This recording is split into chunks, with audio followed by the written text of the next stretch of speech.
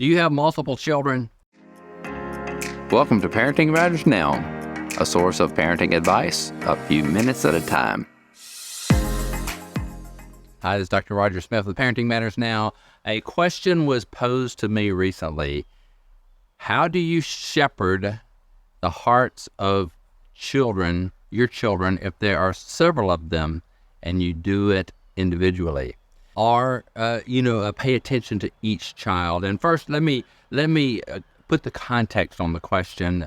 The whole concept of shepherding is that someone is under your responsibility, and that in shepherding, you're providing for their needs, so you're guiding their development.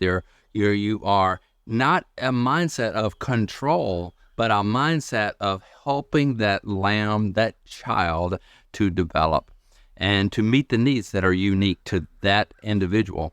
And so with that background, I want to share with you a tool that some friends of mine developed. And I've included in my book, Parenting with Influence, in the appendix, because I thought it was just so good. My good friends, Levon and Jessica Welch from South Louisiana, had this method of evaluating each one of their children every year.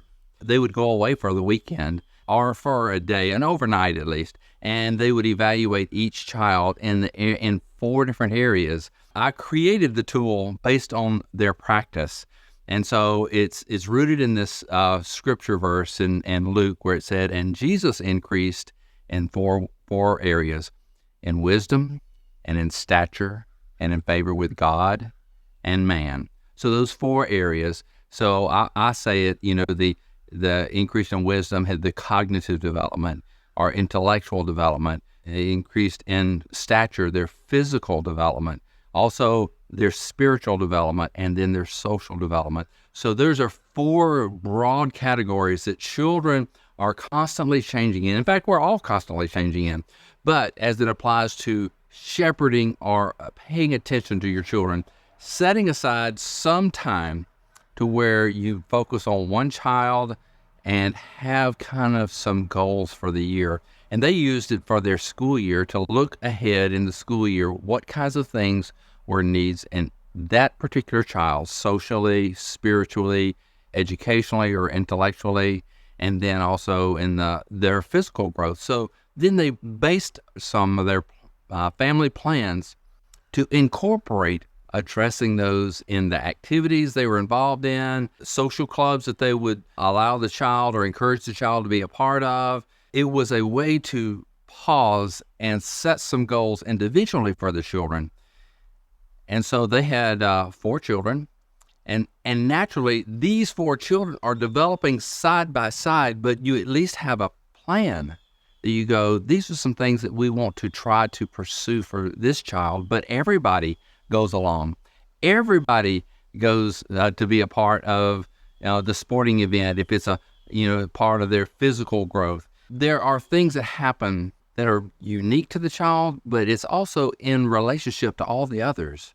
It takes setting aside some time to kind of set some plans. And the child can even be involved in that. You can say, here's some things that we would like for you to work on. So their spiritual development, I would put broad categories here. It's not just your religious activity. It is those intangibles, those untouchables like kindness, generosity, thoughtfulness, all those character traits. Those fall under a spiritual development. It can help you to be strategic as a family, but just know this, that all the children go along in general with your family activities. And even though it was really maybe prompted by one particular child's need, everyone benefits. And so you're still shepherding the one child while you're shepherding all the others. The whole flock, so to speak, grows together. Those are just some tips or ideas to help you to be strategic with meeting the needs of your children, focusing on one, but the others benefit in the process. So if you don't have my book, I'm going to seek to put the tool, the appendix, the goal setting tool on the website so that you can download it and use it. It's just simply a tool. It's nothing magical about it, but it gives you a framework to set some goals for your children as you seek to shepherd one child among your others? This is Dr. Roger Smith with Parenting Matters Now. Subscribe to Parenting Matters Now for more advice, or go to rogersmithmd.com to search for more topics. See you next time.